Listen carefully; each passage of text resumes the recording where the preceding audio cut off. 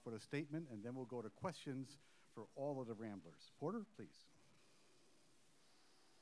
Excited to be here. Obviously, I think I've been part of the Valley a long, long time as player, coach, and I just love this weekend how the city of St. Louis embraces the tournament, how it's run by the Valley Conference Office, and just ready to get going.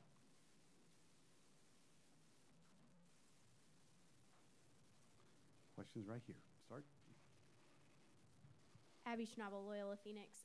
So the biggest win streak you guys have had this season is 3 games, and obviously you have to win 3 games to get to that, to be the champion of the tournament.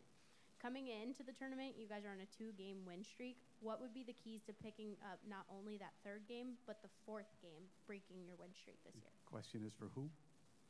Porter and 2 of the players, preferably. Okay, we'll go Porter first. Porter first, then Marcus and Lucas. Literally, in my coaching career, I've never talked about winning streaks, winning in a row, how many in a row, what do we got to do to win 3, 4 in a row. These guys will say the same thing. I didn't even know that stat. So that when I don't know a stat, then it's not important, because these guys will tell you, I rattle off 1 million stats. Yeah. So that stat means nothing that we've won 3, like that's us, it's all about winning 1 in a row. That's the next one in front of us. It's the winner of Valpo, Indiana State. We prepare like every game's the biggest game of the year, and the streak we want to get is 1 in a row to start.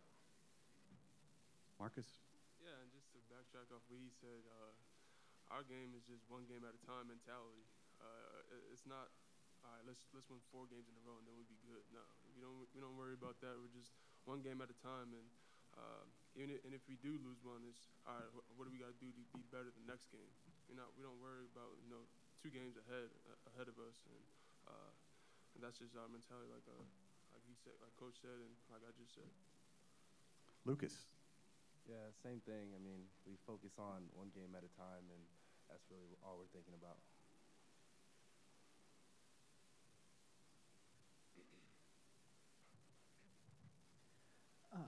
Nick Schultz, Loyola Phoenix.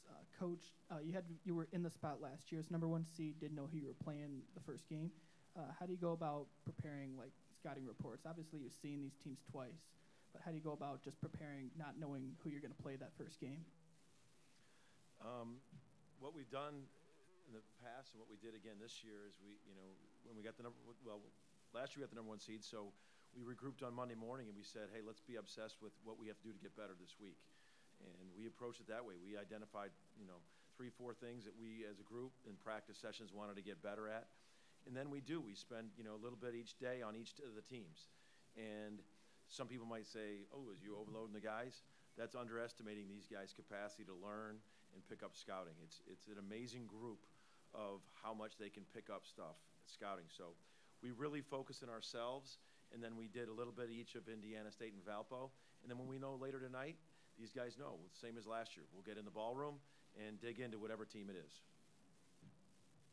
This is for Coach and Clay. You guys have a lot of experience, specifically in postseason tournament play. How is tournament play, single elimination play, different than during the regular season? Clayton, you're first. I think just like Coach said earlier, is we approach every game like it's the biggest game of the year.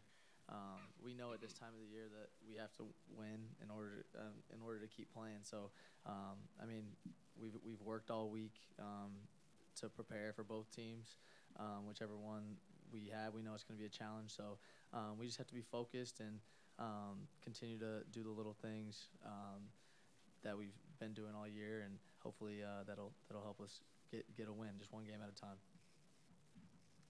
That is the benefit of having postseason experience and guys that have been there is that they understand it. We have this kind of a mantra of a laser-like focus, and that's kind of blocking out all the other noise, social media, print media, everything that the guys could possibly read, friends, family. And these guys have been there. They've been on high stages. They've been in tournament settings where, you want to win, you got to win to advance. And these guys know it. And I love that, their approach about it. We're not thinking about that. We're thinking about what are the 4 or 5 keys that we have to be obsessed with to beat our opponent. And that's all the banter that goes on about us. That's all that we're talking during the game.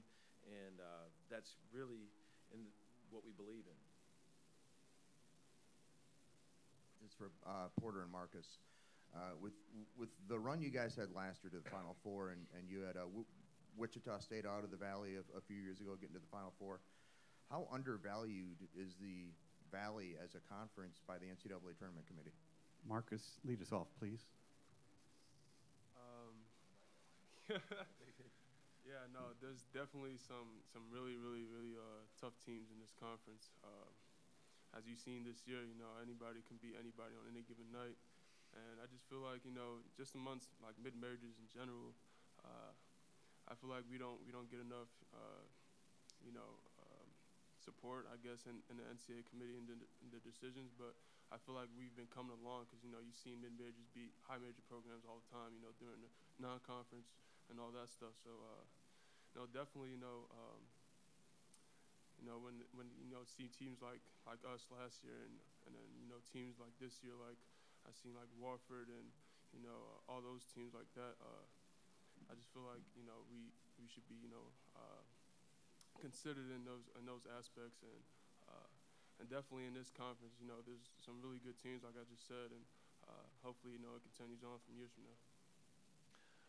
Well, I know my answer is going to cause about 30 follow-up questions, and I know we're on time constraints, so I know a number of you guys are going to be trying to get a hold of me for my response, follow-up questions. But I'll start by saying this, is that I think, you look at the record in the Valley in the first round of the NCAA tournament, winning we're 10-0 in the last first-round games. That's not a fluke. That really is a powerful statement. That means when you're 10-0 in first-round games with your conference, that's a statement. The other thing is I really believe the selection committee has a really hard job. I've known guys in that committee. I knew guys in the committee last year. I know it's and these guys work tirelessly for months sorting through data, all this stuff. And I just think that it's got to be a little more subjective. One of my suggestions would be there's so much made about this net and all this stuff. I really think they should take the top, whatever it is, 10 conferences, 12 conferences per the net at the end of the year. And if you win the league, but you don't win the league tournament, you should get an automatic bid. I really believe that. I think that's great for college basketball. So it's not as much saying, oh, we're going to give you an at-large bid over you an at-large. It's more subjective. It's more, hey, if you're in these top conferences and you win the league but don't win the tournament, you get a bid. You get a bid. Flat out, you get a bid. I think that would be great for college basketball. And then you're not seeing a number 9 ranked team or the 9 team that finishes 9th in a power conference get it because they were 2-9 against quad 1 opponents. I just think that's a really clear way to get it in. And I'm going to preface it by saying these guys have a really, really hard job. When you look at what they do and when they start doing it and the amount of data, it's not easy. And I was right there in the middle of it last year. We were right there on the bubble.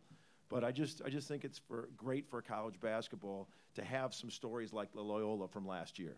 What a shame that would have been if we would have won the league in the Valley in a top 10 conference and not got in because we stumbled on the last day. And that might only mean 4 bids. It might only mean 4 bids because every year. That could be the 4 bids, and it's not a judgment call. It's flat out. You won the league in one of these leagues, and you stumbled on the tournament, you should get an at-large bid. I know. I can see, that's going to cause a storm. So. We have 5 minutes left in this session. 2 questions right here. Coach Mosier, you had 3 players honored in the classroom. I just wanted to ask you what that means to you and the success of your program. These guys will tell you that means a ton to me. I love when I recruit them. Yeah, I say I'm only going to make you one promise, and that promise is you're going to get your college degree. And every single player, we have the #1 graduation rate. These 2 to my left have their college degree already. They're both taking their MBA.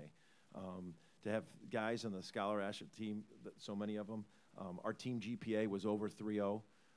We had 2 C's, no D's or no F's the entire fall semester at Loyola. In the majors these guys are in. These guys get it. We have this mantra: if you're going to put your name on it, smash it. They've heard me say that a million times. And if you're going to put your name on it, whatever phase of life it is, academics, basketball, whatever it is. And I'm just so proud of how these guys have been well-rounded off the floor in the academic world. Following up with Clay Cameron, what does it mean to you guys to be recognized on the first team of the Scholar Athlete list? Cameron, you're first, please. Yeah, it's a great honor. Obviously, you always talk about student athletes. School comes first. And when I came here, I knew that Loyola was a really good academic school. Being in Chicago, I'm a business major, so just kind of being around here in like the hub of the business, you know, in the Midwest. So, you know, it's a great honor to be on it, and it's just great. Just like he said, I mean, it's an honor to be on the list. I mean, I know I've always taken great pride in doing well in the classroom and managing my time and making sure I can kind of excel in both. So I'm excited about it, and I know Crowig works all the time. We're always up in the study area, trying to get our homework done. So I think it speaks a lot to who coach recruits, and I mean, a lot about the character of the guys on our team as well. Final question here, right here. Porter, this is the follow-up for you. Have you thought at all about, you know, mid-major MTEs or flex scheduling or any of the other alternative things that people have discussed for getting mid-major bids? Matt, you're going to hate my answer. No, I haven't thought about it. I haven't. I really haven't. I haven't thought of the alternatives. The alternative, the only option I like for that question for me is the NCAA tournament. Because I don't think they should separate it. Like, I think, you know, the NIT is a great tournament. The NCAA is a great tournament. So those are great tournaments, but I don't think you should separate them from mid-major and high major. Is that what you meant? Oh. Well, that ends up happening a lot anyways. We'd like to get into it with some of the high majors, you know, just because those are opportunities to play. I just think it's a way to be like not objective by saying, looking at some of these things. I just think if you take whatever conference number you have of the ranking, saying, all right, fine, this is at the rank at the end of the year, you were the top 10 conferences, all right, or 12. If you won the league and didn't, and it literally, when you really look at it, it's going to really only could mean the 3 extra bids that everyone's talking about that could go to a Loyola, a Wofford, or something like that. You know, that might happen. That could, you know, a Buffalo. Not this year, they're already in. But, you know, just teams that are really good that just might stumble in their tournament and they had to win their conference. Because you go through 18 games in the Valley. I mean, it's a grind. It's an absolute grind. And to come out winning that league, I just think, I think it says something. Thank you, gentlemen. Thank you, guys. Best of luck.